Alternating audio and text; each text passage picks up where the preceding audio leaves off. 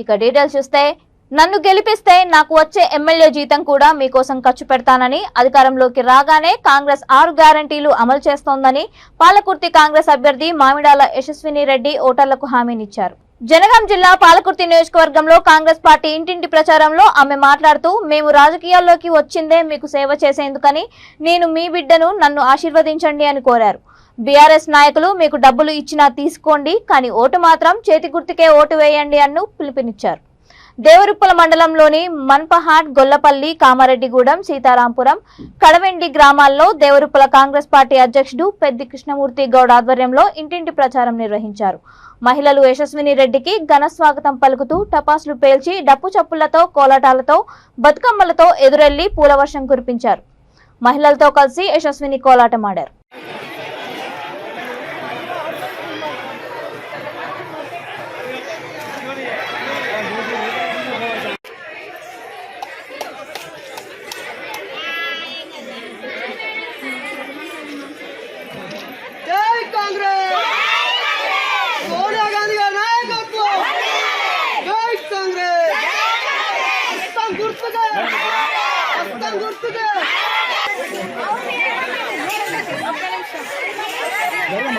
అందరు చూడు, అమ్మాయి చూడు, కొంచెం దూరం ఉండాలి.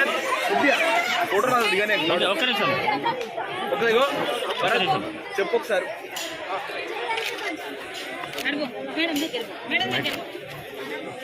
సీత నాగమ్మ వేదిక మీదకి రావాల్సిందిగా కోరుతున్నాను.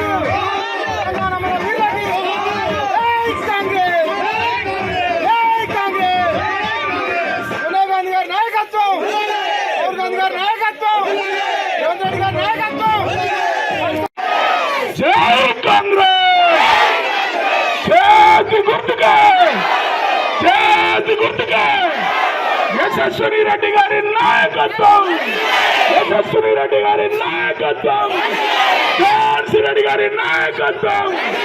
జై కాంగ్రెస్.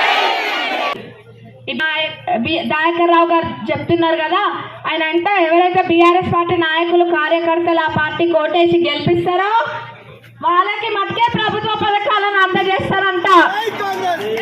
అవునా? ఇక్కడ కూడా చెప్పిండ్రా?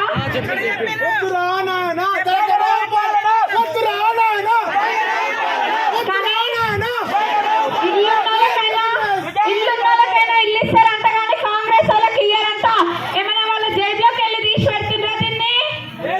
లేదు కదా. మనం ట్యాక్సులు కడితే వచ్చే డబ్బు మనకు వాడడానికి కూడా మళ్ళీ వాళ్ళ పెత్తనము. వాళ్ళ ఇక్కడ వాళ్ళు చేసేది ఏం లేదు, కుటుంబ పాలన, కానీ మనది ప్రజాపాలన. కాంగ్రెస్ ప్రభుత్వం ఎప్పుడైనా కానీ పార్టీలకు అతీతంగా, కులాలకు అతీతంగా ఎవరే జెండా ఎత్తిందన్నది చూడకుండా అర్హులైన ప్రతి ఒక్కరికి ప్రభుత్వ పథకాలను అందజేసినది. ఇంద్రమ్మ ఇల్లు కానివ్వండి, రుణమాఫీ కానివ్వండి, ఇంకేదైనా కానివ్వండి. ఇళ్లల్లో ఉన్న వాళ్ళందరూ కూడా వినండి, కాంగ్రెస్ పార్టీ వస్తుంది. వచ్చినాక మేము అవేం చూడం, మనమందరం ఒక్కటే, మనకేం పంచాయతీలు లేవు. అర్హులైన ప్రతి ఒక్కరికి మేము పథకాలను అందజేస్తాం. అంతేగాని మీరు ఏ పార్టీ వాళ్ళని అన్నట్టు మేము చూడం, మేము మొహం చూసి బొట్టు పెట్టాం. ఎవరికి అవసరమో వాళ్ళకి పని చేస్తాం అంతే.